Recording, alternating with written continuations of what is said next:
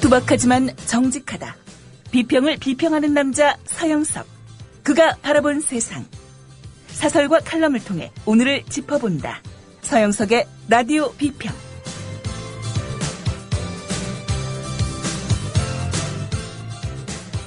안녕하십니까, 서영석입니다.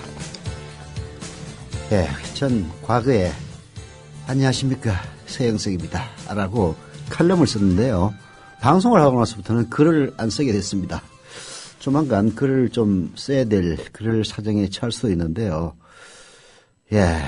좀 고민이 많습니다. 쉽다, 어렵다라고 얘기하기는 좀 그렇습니다만은, 역시, 난이도로 보면은 글로 쓰는 것보다는 말이 약간 편하긴 합니다.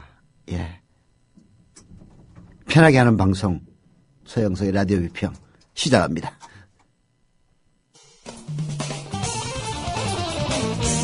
함께하고 계신 방송은 정치평론가 서영석 미디어 협동조합 이사가 진행하는 라디오 비평입니다. 다음은 무엇일까요? 겨울밤 야식으로 숙취와 감기 예방에 좋은 과일입니다. 겉은 쫄깃하고 속은 부드럽고. 정답! 반건씨? 네, 맞습니다. 국민TV조합원 청도님이 직접 수확한 진시황 반건씨. 연말연시 명절에 선물 고민하지 마세요. 최고의 선물 반건씨로 끝내세요. 010-2128-2644 010-2128-2644 다음 검색창에 진시황 반건씨를 검색하세요. 나라가 있건 있듯 맛있는 반건씨라니. 신동원 조합원 신청 광고입니다. 고혈압, 동맥 경화 등 윤리와 소금을 많이 먹는 폴란드인의 각종 성인병 극복을 위해서 폴란드 정부가 국책사업으로 지정한 신비의 열매 아로니아. 건강한 변화를 원하신다면 평산네이처 아로니아 진. 이제 대한민국의 건강을 책임집니다. 검색창에 평산네이처를 검색하세요. 문의는 1661-2087 1661-2087. 지상철 조합원 신청 광고입니다. 강화대교 앞에서 개념 부부가 만드는 개념 곰탕 연지연 곰탕. 연지연이란 가마솥의 장작불로 온종일 구워내는 곰탕을 서로 나누어 이어지는 인연이란 뜻입니다. 연지연 곰탕이 민주주의를 열망하는 조합원 여러분과 국민의 건강을 책임지겠습니다. 곰탕 포장 판매는 한 팩 800g에 7,000원이며 7팩 이상은 무료 배송으로 드립니다. 연지연 곰탕은 강화대교 입구에 위치해 있습니다. 단체 주문 예약 및 포장 주문 전화번호는 010-7252-1114 010-7252-1114 031-989-9968 조합원 단체 예약은 10% 할인해드립니다.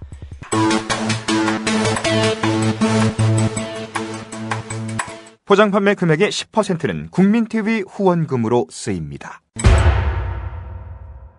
네, 국민TV가 입주해 있는 합정동 웰빙센터 지하에 드디어 국민카페가 문을 엽니다. 정식 오픈일은 16일 목요일로 예정되어 있습니다. 저와 김용민 국장이 오는 토요일이죠. 18일. 정식으로 카페 오픈한 뒤 사흘째 되는 날입니다. 토요일 정치토크 번외편 겸 조합원 모집 특별 생방송을 낮 12시부터 3시간 동안 합니다. 물론 방송은 6층 스튜디오에서 하는 거죠. 네, 방송이 끝난 뒤에 지하 카페에서 즉석 번개를 할 예정입니다. 김용민 국장을 보고 싶은 분은 오는 18일 토요일 오후 3시 국민카페에 직결해 주십시오. 음료 마시는 비용은 각자 부담 n분의 1입니다.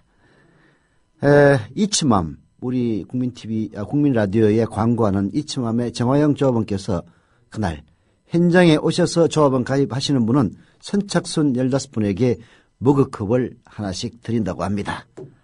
토요일 오후 3시 웰빙센터 지하 국민카페 기억해 주십시오. 물론 정치토크 번외편 겸 조합원 모집 특별 생방송은 낮 12시부터 시작됩니다. 네, 오늘 아침에 조간신문을 보니까요. 교학사 교과서 관련, 교학사 교과서는 아닙니다만은 교과서 국정화를 하려는 정부 여당의 시도에 대한 이런저런 칼럼들이 실려 있었습니다. 한겨레 신문에는 독립기념관장을 했던 김삼웅 님이 칼럼을 썼는데요. 대략 이런 식이었습니다. 교학사 국사교과서가 학생, 교사, 학부모들에게 완벽하게 퇴출되었으면 부끄러워하고 반성해야지. 마치 보복하듯이 통째로 뒤엎어 국정교과서 체제로 가겠다는 발상은 역사를 모독하고 국민을 우습게 여기는 처사다라고 지적을 했습니다.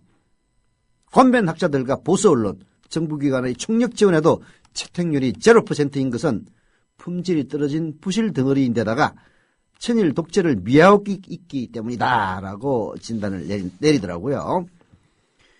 이어서 경향신문에는 역사학자 전우용 씨가 칼럼을 썼는데요. 그 내용의 마지막 부분을 소개하면 이렇습니다. 결과가 나오기 전에는 학생들에게 다양한 역사관을 가르쳐야 한다고 주장하다가 돌연 획일적 역사를 가르쳐야 한다고 말을 바꾸는 그 창조적인 발상 전환을 제정신 가진 보통 사람이 이해하기는 불가능하다. 이게 무슨 얘기냐면은 교학사 교과서를 내놓고 그것이 채택률 0%가 되기 전까지는 교학사 교과서를 내놓고 그것을 채택하라고 강요할 때 써먹었던 논리가 다양한 역사관을 가르쳐야 된다. 그래서 교학사 교과서도 필요하다. 이렇게 이야기를 했습니다. 근데 교학사 교과서의 채택률이 0%가 되자 돌연 국정교과서로 획일적인 역사를 가르쳐야 한다고 말을 바꾸는 정부 여당. 제정신을 가진 사람이라면 이런 180도로 입장 바꾸기에 적응할 수가 있겠습니까? 새누리당 염동열 의원은 모 방송에서 국정 역사 교과서를 채택한 선진국이 어디인가라는 질문에 러시아, 필리핀, 베트남 그리고 북한을 꼽았다고 합니다. 도대체 이 나라를 저중에 어느 선진국처럼 만들고 싶은 거냐라고 경향신문의 역사학자 전우영님은 칼럼에서 지적을 했습니다. 자, 한겨레와 경향은 이랬는데요. 조선일보와 중앙일보는 어떻습니까? 중앙일보에서 서울대 교수 송호건은 이렇게 진단을 했습니다. 서둘렀던 거다. 보수정권 출범에 맞춰서 역사교육에도 보수적인 안전지대를 가설하고 싶었다. 몇 개월 만에 집필을 강행한 탓에 수백 개의 오류와 인터넷 스크랩 흔적을 남겼던 거다. 거기까지는 의욕적이라 쳐도 교육부 심사위원회가 그런 오류를 짚지 못하고 검인 도장을 찍었다는 것은 정부의 직무유기다. 교학사 교과서가 전멸한 것은 바로 진보 사관에 대한 졸속 방어의 결과였다라고 진단을 하더라고요. 물론 그 칼럼을 쭉 자세히 읽어보면은 교학사 교과서도 부실이고 그리고 진보적 사관을 가진 이른바 나머지 7개의 검인정 교과서도 부실이다. 양비론이에요. 하지만 자기들이 너무나 졸속적으로 역사전쟁을 벌였다는 점은 인정을 하고 있었습니다. 더 웃기는 거는 조선일보의 김대중 칼럼이었어요. 인터넷판으로 보려니까 프리미엄 조선해가지고 돈 내는 사람만 볼 수 있다고 그래서 신문을 봤습니다. 봤더니 내용은 보수 우파가 교과서 문제로 진보 좌파에게 한 방 먹었다. 반성해라. 뭐 그런 얘기였습니다. 그나마 박근혜 정권 일각의 국정화 주장에 대해서 철진한 국정교과서로 향수나 달려고 있는 집권여당이라면 나를 세웠다는 점이 그나마 아직 이성이 한 자락이라도 남아있다는 증거가 아니냐 하는 생각마저 들었습니다. 교과서 문제에 대해서 제가 장황하게 얘기를 했는데요. 이번 교과서 파동이라고 해야 될지 모르겠습니다만은 교학사 교과서는 그야말로 질났고 졸속으로 만들었기 때문에 채택률이 제로였던 겁니다. 뭐 송호건이나 김대중, 조선일보 김대중의 주장을 받아들이자는 건 아니지만은 좀 자칭 보수라고 해서 교과서를 만들려면 그래도 좀 제대로 만드세요. 수백 수천원인데 엉터리로 만들지 말고.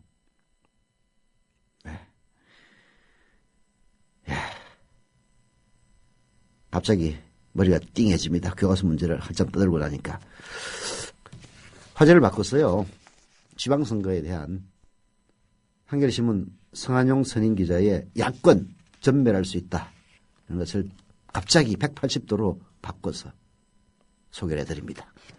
모든 선거에 통용되는 두 가지 원리가 있다. 첫째, 낮은 자세로 끝까지 집중력을 유지하는 쪽이 이긴다. 박근혜 대통령이 승리한 2012년 4월 총선, 12월 대선이 그랬다. 둘째, 합치면 이기고 분열하면 진다. 김대중, 이회창이 겨룬 1997년 대선이 전형적 사례다. 한쪽은 DJP 연합으로 합쳤고 다른 쪽은 이인재 후보 출마로 분열했다. 새누리당은 지금 두 가지 원리를 충실히 따르고 있다. 민주당 현역 단체장들이 앞선 것으로 나온 각 언론사 여론조사를 근거로 총동원을 외치며 난리다. 박근혜 대통령의 대선 공약도 외면하고 정당 공천을 유지하려 하고 있다. 동시에 민주당과 안철수 신당의 협력 가능성에 대해서는 눈을 부라린다. 역시 선거의 귀신들이다. 야권의 대응은 안이하다. 민주당 일각에는 인지도 조사에 불과한 지금의 여론조사를 사실로 믿는 사람들이 있다. 그뿐만 아니다. 정치 혁신으로 경쟁해 가면서 야권의 재구성이 필요한지 여부를 국민의 뜻에 따라 판단하겠다. 박원순 시장과 안철수 의원의 개인적인 친분 관계가 있지만 지금은 정치적 입장이 다르니까 어쩔 수 없다. 국회의석을 가진 어떤 정당과도 연대할 계획을 갖고 있지 않다. 네. 성한용 기자의 진단은 야권이 다음 지방선거에서 전멸할 수도 있다는 지적입니다. 그 근거는 새누리당은 지지자들이 하나로 박근혜라는 이름 하나로 단결해 있다는 것이 그 근거고요. 반면에 야권은 분열해 있다는 것이 나머지 하나의 근거로 작용합니다. 실제 그렇게 보입니다. 물론 지금 여론조사를 하면은 현역 단체장들이 앞서는 여론조사가 나옵니다. 서울에서는 박원순 시장, 그리고 강원도에서는 최문순 지사, 그리고 충남에서는 안희정 지사, 이런 식으로 현역들이 앞서기도 하고요. 어차피 호남에는 누가 이기든 새누리당이 되지는 못하는 그런 상황입니다. 그래서 낙관을 하면서 서로 간에 야권 연대를 하지 않겠다라는 방향으로 나아가고 있다는 거죠. 야권의 재구성이 필요한지 여부를 국민의 뜻에 따라 판단하겠다는 것은 김한길 민주당 대표의 이야기고요. 박원순 시장과 개인적 친분 관계가 있지만 지금은 정치적 입장이 다르니까 어쩔 수 없다 라면서 후보를 내겠다는 그런 점을 시사한 이 언급은 윤여준 새정추 의장의 언급입니다. 그리고 국회의석을 가진 어떤 정당과도 연대할 계획을 갖고 있지 않다는 것은 천호선 정의당 대표의 말이기도 합니다. 야권이 분열한다면 과연 어떤 일이 벌어질까? 하여튼 성한용 기자의 진단을 계속 들어봅시다. 정당 해산 위기에 몰린 통합진보당을 제외하고 야권의 새 정파가 지방선거에서 선거연대를 하지 않겠다고 말하고 있다. 물론 선거연대가 정상적인 정치 행태는 아니다. 부작용도 있다. 2012년 4.11 총선에서 통합진보당과 선거연대를 한 민주당은 나중에 종북 숙주라는 손가락질을 받았다. 성 기자의 진단은 이렇습니다. 그러나 착각하면 안 된다는 거죠. 네. 영남, 보수, 부자가 손잡은 기득권 정당의 존재 자체가 이미 엄청난 비정상입니다. 그동안 선거연대를 한 정당 간 이념과 노선 차이도 별로 크지 않았습니다. 민주당은 통합진보당의 진보와 연대했던 것이지 종북과 연대한 것이 아니었습니다. 선거연대 불가로는 야권의 연대를 차단하기 위해서 집권 세력이 만든 덫입니다. 그런데 야권의 새 정파는 이런 덫에 스스로 발목을 밀어넣고 있습니다. 최근 신문만평에는 입을 가리고 웃는 새누리당 사람들의 모습이 등장하기 시작했습니다. 현재의 정세를 압축하면 정당 지지도는 새누리당이 20%포인트 정도 앞서고 야권은 조각조각 분열해 있다는 것이다. 2006년 5.3.1 지방선거 지형이 꼭 그랬다. 당시 한국사회여론연구소가 조사한 정당 지지도는 한나라당 44.8%, 열린우리당 23.2%, 민주당 15.1%였다. 이때 선거 결과는 한나라당의 완승이고 열린우리당의 완패였습니다. 광역단체장 16자리 가운데 수도권 3자리를 포함해 무려 12자리를 한나라당에 헌납했습니다. 기초단체장은 더 심했죠. 전체 239시에서 한나라당이 155, 무소속 29, 민주당 20, 열린우리당 19곳이었습니다. 서울의 경우에는 25개 구청장을 한나라당이 몽땅 쓸어 담았습니다. 열린우리당과 민주당으로 분열되어 있던 그 시절 그야말로 전멸이었죠. 민주당이 2006년의 참패를 되풀이하지 않으려면 새누리당과의 지지도 격차를 줄여야 한다. 그러나 그것만으로는 안 된다. 안철수 신당 및 진보 정당과 선거연대를 추진해야 한다. 김한길 대표가 말한 야권의 재구성에 즉시 착수해야 한다. 안철수 의원은 함량 미달의 후보들을 무더기로 공천했다가 새누리당의 장기 집권 기반 강화에 기여하는 것은 아닌지 고민해야 한다. 기회와 위기는 쌍둥이다. 영호남을 제외하고 민주당, 안철수 신당, 진보 정당이 경쟁하는 모든 선거구는 새누리당이 이길 가능성이 높다. 박원순 시장이 버티고 있는 서울도 예외가 아니다. 그렇습니다. 만약에 안철수 신당이 마음을 먹고 작심하고 제3의 후보를 공천하기 시작하면, 그래서 새누리당 대 2야, 즉 민주당과 안철수 신당이 3자 대결하는 구도로 간다면은, 그렇지 않아도 정당 지지도 면에서 압도하고 있는 새누리당의 완성 국면이 될 가능성이 매우 높습니다. 물론 여기에도 변수는 또 하나 있죠. 박근혜 정부의 실정이 바로 그것입니다. 지금 각종 여론조사에서는 숨어 있지만은, 만약에 숨어 있다면은 박근혜 정권에 대한 염증이 숨어 있다고 봐야 됩니다. 박근혜 정권에 대한 말하자면 좋은 감정은 이미 여론조사에 다 반영되어 있습니다. 이게 남은 변수이긴 합니다만은 객관적으로 볼 때 그건 숨어 있는 거고, 숨어 있어서 있는지 없는지 나중에 결과가 드러나 봐야 하는 거고, 객관적으로 볼 때는 1여 이하의 구도에서 1여가 완성하리라는 것은 누구도 잘 알 수 있는 일입니다. 지금 인지도 조사에서 박원순 시장이 앞서 나갈지는 모르지만은, 만약에 안철수 신당이 예컨대 장하성 교수를 후보로 내고, 그래서 박원순 시장과 경쟁하고, 그리고 새누리당이 김황식 전 총리 같은 사람을 후보로 내세운다면은 김황식 전 총리가 아슬아슬하게 이길 가능성 존재합니다. 김대중 전 대통령은 2009년 서거 전 민주당 사람들에게 민주당이 과감하게 내주더라도 연대를 해야 하고 힘을 합쳐야 한다고 간절하게 정치적 유언을 했다. 2010년 6.2 지방선거에서 민주당, 민주노동당, 진보신당은 한나라당과 조중동이 야합이라고 퍼붓는 비난을 무릅쓰고 선거 연대를 했다. 그리고 이겼다. 김대중 전 대통령이 살아있다면 지금 민주당을 비롯한 야권 사람들에게 뭐라고 할까 궁금하다. 그렇습니다. 이번 지방선거에서 야권이 새누리당을 누르고 이기기 위해서는, 그래서 박근혜 정권의 무한 질주를 차단하기 위해서는 야권 연대해야 됩니다. 민주당은 과감하게 양보를 해서 수도권에 안철수 신당이 원하는 곳이 있다면 과감하게 내줄 줄 알아야 됩니다. 호남에서도 과감하게 내줄 줄 알아야 됩니다.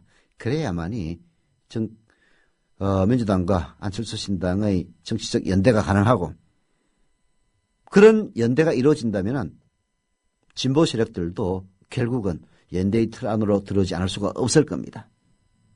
그렇지 않는다면 이기기보다는 질 가능성이 더 큰 선거를 할 수밖에 없습니다. 2006년과는 조금 다르긴 해요. 2006년 민주당 그리고 열린우리당 시절에는 집권당이 바로 열린우리당이었습니다. 대통령은 노무현이었습니다.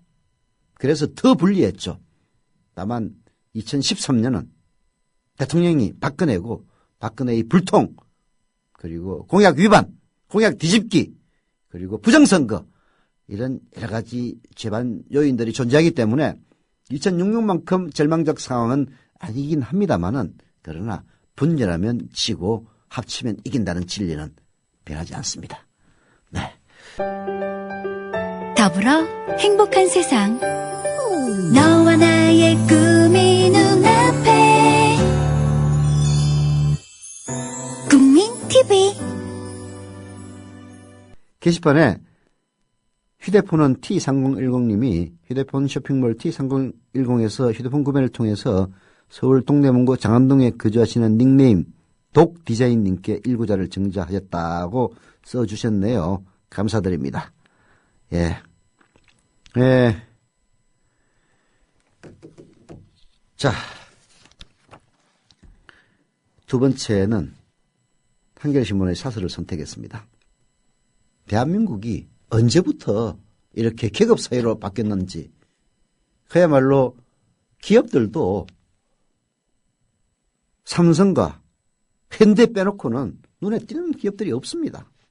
그리고 나머지 99.9%의 국민들은 그야말로 나쁘게 얘기하면 현대판 노예와도 같이 살아가고 있는 거죠.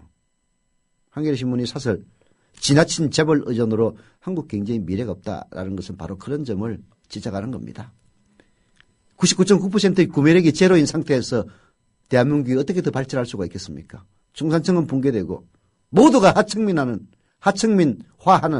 이런 현상을 타파하지 않으면 그 어떤 삶의 질의 개선도 존재할 수가 없습니다. 한겨레신문 사설을 한번 들어보시죠. 경제력 집중 현상이 갈수록 심화되고 있다. 특히 삼성그룹과 현대자동차그룹 등 양대 그룹으로의 쏠림이 두드러진다. 기업 경영성과 평가 사이트인 CEO 스코어에 따르면 2012년 삼성과 현대차의 영업이익은 국내 법인 전체 영업이익의 22.4%를 차지했다. 이 두 그룹 계열사의 국내 주식시장 시가총액 비중은 지난해 9월 말 기준으로 무려 36.5%에 이른다. 이런 쏠림 현상은 건전한 국민경제 발전에 걸림돌로 작용할 수 있다는 점에서 큰 우려를 낳고 있다. 그게 바로 경제력 집중입니다. 물론 삼성과 현대차의 급성장 자체를 탓할 수는 없죠. 이들 기업의 눈부신 성장은 생산 제품의 품질을 향상시키고 세계 시장에서의 경쟁력을 높인 해당 기업 종사자들의 피땀 어린 노력에 힘입은 바가 큽니다. 앞으로도 이들 기업이 성장을 지속함으로써 세계 시장에서의 확고한 위상을 굳건히 지켜나가길 바랍니다. 하지만 국민 경제 전체로 보면 문제가 한둘이 아닙니다. 우선 재벌 의존 심화가 지속적인 국민 경제 발전이라는 관점에서 볼 때 과연 바람직하냐 하는 것입니다. 그동안 우리 경제는 정부가 수출 주도형 선도기업을 집중 육성함으로써 이들 대기업의 성장을 통한 국민 경제 성장을 추구해 왔습니다. 이른바 낙수 효과에 기댄 성장 모델이었던 셈입니다. 대기업에게 퍼져서 대기업이 커지면은 물이 넘쳐 흘러서 나머지 중소기업이나 국민들도 혜택을 받을 수 있다. 이게 낙수 효과인데요. 요즘 낙수 효과 없습니다. 없어요. 더 이상 낙수 효과를 기대할 수 없으면 이미 확인이 됐습니다. 대기업 수출이 아무리 늘어나고 영업이익이 사상 최고치를 기록해도 나머지 대다수 기업은 더욱 피폐해져 갑니다. 소수 재벌에 의존한 한국 경제의 발전이 지속 가능하지 않다는 점이 입증되고 있는 거죠. 경제적 쏠림은 특정 재벌이 국민 경제 전체를 위기에 빠뜨릴 수 있다는 점에서도 간과할 수 없는 문제다. 국내 기업 전체 매출이나 수익에서 절대적 비중을 차지하는 삼성과 현대차에 문제가 생기면 우리 경제는 단기적으로 충격을 받을 수밖에 없다. 특히 이들 재벌은 경영권이 2세, 3세로 승계되면서 경영 능력이 제대로 검증되지 않은 오너 일가들이 중요한 의사결정에 참여하고 있어 위험도는 한층 높아졌다. 삼성과 현대차 의존 심화가 국민경제 발전의 걸림돌을 넘어 국민경제를 위협하는 주요 변수로 등장한 것이다. 정부는 이런 불균형을 해소할 수 있는 다각적 방안을 모색해야 합니다. 박근혜 정부가 이명박 정부에 못지않은 재벌 사랑을 하는 정부이기 때문에 이런 요청이 과연 받아들여질 수 있을지는 의문이긴 합니다만은 그래도 이런 이야기는 해야 됩니다. 정부는 이런 불균형을 해소할 수 있는 다각적 방안을 모색해야 한다고요. 그동안 수출 대기업에 치중했던 환율 정책이나 세제 등을 중단하고 중견, 중소기업들이 골고루 성장할 수 있는 기업 생태계 조성에 앞장서야 합니다.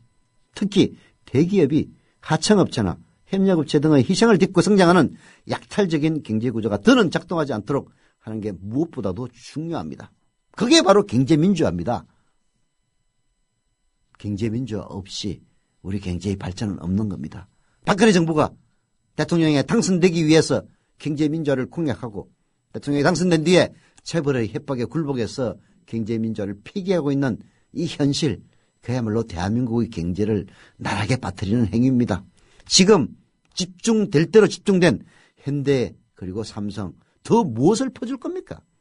남아있는 기업들이 살아남을 수 있도록, 그리고 재벌들의 하청업체나 협력업체들이 숨통이라도 튈 수 있도록 경제민주화, 이것은 피할 수 없는 시대적 소명입니다. 제발 박근혜 정부는 귀 좀 열고 그런 얘기 귀담아 들으세요.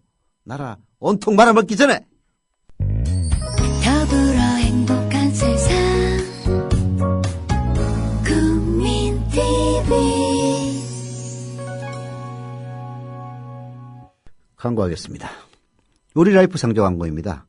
우리라이프 상조는 지난 10월 미래협동조합과 제휴를 맺었었는데요. 우리라이프 상조가 회원 납입금의 10%를 매달 미래협동조합 국민TV에 후원한다는 내용입니다. 국민TV와 함께하는 업체 우리라이프 상조. 문의는 1600-3267, 1600-3267. 상조 서비스 가입도 하고 매달 미래협동조합의 회비로 후원도 할 수 있습니다. 네, 광고 끝났고요. 조합원 가입 울었더니 두 분 아직 해주셨습니다. 네. 충남 천안시 서북구의 윤준성님 조합원 가입 감사드리고요. 경기 파주시 다율동의 냉화소저님 역시 조합원 가입 감사드립니다. 게시판에서는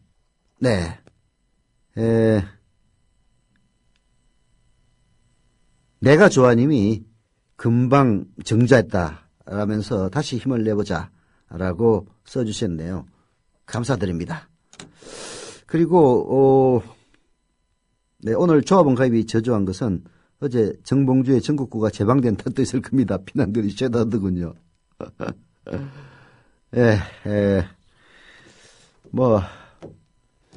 저희들이 그렇습니다. 지금 TV 개국을 위해서 모든 인력을 집중시키고 모든 돈을 집중시키다 보니까 라디오가 좀 상대적으로 좀 그런데요. 지금 4명이서 만들다 보니까 여러 가지 부족한 점들이 많습니다. 정봉주의 전국구도 사실 매주 방송이 돼야 되는데 잘 안 되고 하는 것들도 의사소통에 문제가 있었던 거고요. 그런 점들 널리 이해해 주시기를 부탁을 드립니다. 네. 그럼에도 불구하고 국민TV 조합원은 늘어나야 됩니다. 그래서 채찍질을 하는 뜻에서라도 조합원 가입으로 마구 채워주십시오. 자, 한겨레신문의 종교인의 정치 참여 이유. 제가 왜 이걸 선택했냐면요. 천주교의 추기경에 염수정 추기경이 임명이 됐습니다. 근데 이 양반이 프란치스코 교황님과는 달리 종교인의 정치 참여에 대해서 매우 부정적인 사람이에요. 물론 대한민국의 천주교계가 추천한 사람을 프란치스코 교황이 내치고 다른 사람을 추기경에 임명하기는 쉽지 않을 겁니다. 하지만 이런 불회화 서로 맞지가 않아요. 이런 것들이 오히려 천주교에 대해서 호의적으로 생각했던 사람들을 제대로 서게 만드는 그런 요인이 아닌가 싶은데요. 그래서 제가 안동 동안교회 원로 목사님인 이천우 목사님의 글 종교인의 정치 참여 이유를 떠드는 겁니다. 들어봅시다. 발언 속엔 반드시 대중이 공감하는 울림이 있어야 한다. 민감한 정치 사안에 대한 편향적 발언을 삼가고 종교인 본연의 자세로 돌아가 상생의 메시지를 전해야 한다고 어떤 분이 썼다. 종교인 본연의 자세가 무엇인가? 종교가 인간의 삶 속에 있는데 인간의 삶을 떠나서 종교인의 삶이 어디 따로 있단 말인가? 성경 어디에도 그리스도인은 대중이 공감하는 말만 하라고 쓰여 있지 않다. 오히려 세상이 잘못될 때 선지자들은 목숨을 걸고 불의를 고발하고 죄를 책망하며 심판을 경고했다. 그러므로 세상의 잘못을 보고도 침묵하는 것은 예언자적인 사명을 포기하는 것이요 직무유기이다. 4대강 사업, 군사반란, 인권유린, 유신독재, 부정축제와 같은 민감한 사항에 대해서 의식이 있는 그리스도인들은 저항을 했습니다. 직장에서 해고당했고 체포와 고문과 죽임을 당하기도 했습니다. 주기철 목사는 일본 제국주의에 저항하다가 순교했습니다. 본 헤프 목사는 히틀러 독재에 저항하다가 순교를 당했습니다. 아모스, 미가, 세례 요한이 불의에 저항하다가 감옥에 갇히고 단두대의 이슬로 사라지지 않았습니까? 정의라는 것은 인간의 가장 기본적인 몫을 찾는 행위입니다. 이것을 위하여 싸우는 것이 정의입니다. 대중이 공감하는 것은 축복, 성공, 평안, 위로, 건강과 같은 달콤한 말들입니다. 강단이, 즉 목사님이 대중과 공감하는 말씀만 선포하면 그리스도의 교회가 아닌 겁니다. 존 웨슬리는 만약 교회가 부자가 된다면 성령은 교회를 떠날 것이다 라고 말했습니다. 교회는 그리스도의 몸입니다. 그러므로 그리스도인들은 세상 속에서 그리스도의 몸으로 살아야 합니다. 그리스도께서 세상에 계실 때 약자들과 함께 사셨다. 그들은 갈릴리 사람들이요 좌파들이다. 그러나 예루살렘의 힘있는 종교 지도자들은 힘없는 갈릴리 사람들의 인권을 유린했다. 예루살렘의 우파들은 예루살렘 성전을 중심으로 해서 잘 먹고 잘 살며 로마와 결탁해서 세상이 안정되길 바랐다. 그러나 갈릴리 좌파들은 메시아가 와서 로마로부터 독립을 하고 유대 종교의 착취로부터 해방되기를 바랐다. 예수님이 예루살렘에 입성했을 때 갈릴리 좌파 사람들은 손에 종려나무 가지를 흔들며 호산나를 외치며 예수님을 환영했다. 우리를 구원하소서의 뜻은 영혼 구원만이 아니다. 그들은 정치적 자유, 종교적 자유, 착취로부터 해방 등 인간이 누려야 할 기본적인 권리를 누리고자 했다. 영혼 구원과 육체의 구원을 갈구했던 것이다. 종교와 정치가 어떻게 구별될 수 있는가? 전두환과 같은 사악한 자가 군사 반란을 일으켜 헌정 질서를 유린하고 인권을 탄압할 때 예언자적 사명을 가진 그리스도인들은 불의한 권력에 저항했다. 그의 사악한 통치는 종교, 언론, 교육, 경제 등 인간사 모든 영역에 미쳤다. 종교적 삶이란 세속적인 삶과 분리된 삶이 아니다. 그리스도께서 세상 속에서 사신 것처럼 그리스도인들도 세상 속에서 그리스도의 몸으로 살아야 합니다. 그리스도인들은 세상 속에서 예언자적 사명을 감당해야 합니다. 세상이 잘못되었을 때 그리스도인들은 단호히 거부하고 저항해야 합니다. 그것이 대통령이든 법이든 돈이든 제도이든 간에 그 모든 것으로부터 인간을 해방하며 정의를 이루어야만 합니다. 국정원의 선거 개입과 군 사이버 사령부의 선거 개입 사건은 이명박 정부가 보수 정권의 연장을 위해 조직적으로 자행했던 불법 행위였습니다. 박근혜 정부가 수혜자 입장에서 침묵으로 일관하고 수사방해를 하고 있기 때문에 천주교 신부들이 퇴진을 요구하며 분노하고 있는 겁니다. 대한민국은 민주공화국입니다. 백성이 주인된 나라에서 정부가 하는 일이 잘못되었을 때 백성들은 얼마든지 이의를 제기할 권리가 있습니다. 하물며 세상의 빛이여 등불이라고 하는 그리스도인들이 침묵하는 것은 세상의 아픔을 거부하는 비겁한 행위입니다. 저들이 잠잠하면 돌들이 소리 지르라 하시지 않았습니까? 칼 바르트는 말했습니다. 교회에 핍박이 없으면 십자가를 외면했기 때문이라고. 예언자다운 그리스도인들은 분노를 아는 사람들입니다. 분노의 얼굴이 없으면 세상의 모든 아픔을 포기하기 때문인 겁니다. 예, 이천호 안동동안교회 원로 목사님의 이와 같은 절규를 그리스도인들은 새겨들어서 회개하고 저항하시기를 부탁드립니다. 노래 듣고 오겠습니다. 노정면 단장이 직접 부른 금관의 예수입니다.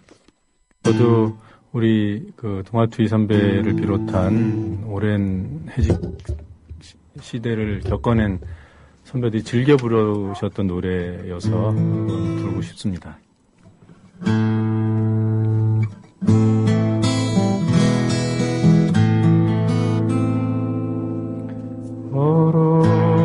얼어붙은 저 하늘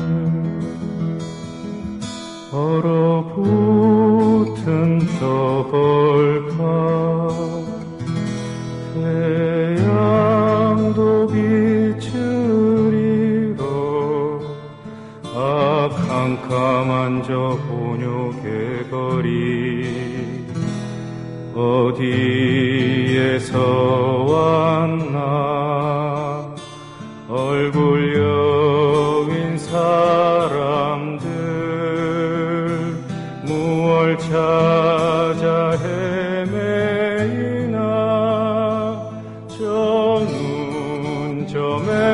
마른 손길 오 주여 이제는 여기에 오 주여 이제는 여기에 오 주여 이제는 여기에 여기에 우리와 함께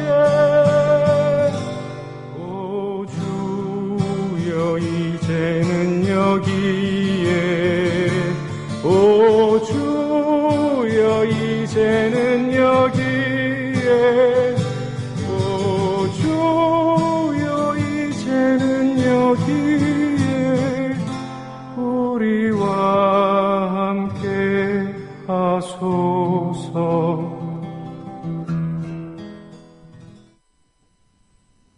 네.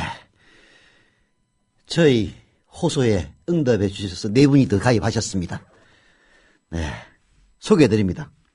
강원도 원주시에 SU가 네, 제가 뭐 눈이 안 좋아가지고 SU5422님 조합원 가입 감사드립니다. 응답해 주신 SU5422님 고맙습니다. 경기 성남시 분당구 순회 3동의 빛나와 팽돌이님 역시 응답해 주신 데 대해서 감사드립니다. 강원 원주시 태장동의 KM 킴 SY 3864님 역시 감사드리고요. 경북 구미시 옥계동 비발디 하우스의 김나은님 조합원 가입 감사드립니다. 조합원 가입이란 채찍을 쳐주신 여러분께 감사드립니다. 자, 남은 시간 동안 한국일보의 김진태 비판사설 소개해드립니다. 김진태 검찰총장은 지난해 12월 취임사에서 정치적 중립에 대한 모든 시비를 불식시키고 오직 국민의 편임을 각인시키겠다고 강조했다. 또 바른 검찰, 당당한 검찰을 외쳤다. 취임 40일이 지난 지금 김진태 검찰은 취임사에서 밝힌 각오와 다짐대로 제 갈 길을 가고 있다고 할 수 있는가? 최근 검찰 인사부터 실망스럽다. 국가정보원 대선 개입 의혹 사건과 관련된 검사들이 무더기로 좌천됐다. 수사팀을 이끌었던 윤석열 여주지청장은 대구고검으로, 부팀장 역할을 맡았던 박형철 서울중앙지검 공공형사부장은 대전고검으로 보냈다. 최동욱 전 검찰총장에 대한 감찰 지시가 부당하다고 공개 반박했던 박은재 대검 미래기획단장도 부산고검으로 밀려났다. 권력과 국가기관의 치부를 밝히는 데 앞장선 검사들이 불이익을 당하는 모습에서 당당하고 바른 검찰을 떠올리기는 어렵다. 김진태 취임 이후 정치적 파장이 큰 사건들에 대한 수사는 여전히 답부 상태입니다. 최동욱 전 청장 관련 자료 유출 사건은 전 청와대 행정관 조영 씨가 가족관계 등록부를 열람한 사실과 그리고 국가정보원 정보관 송모 씨가 학적 정보를 문의한 사실을 밝혀내는 이후 속도를 못 내고 있습니다. 네, 김진태 총장 정신 차리세요. 한두 개가 아닙니다. 그리고 마지막으로 조합을 제 시간에 가입해 주신 대구포님, 울지마 쫄지마님 감사드립니다. 욕하는 것도 좋지만요, 조합원 가입이 더 큰 채찍입니다. 라디오 비평 마칩니다.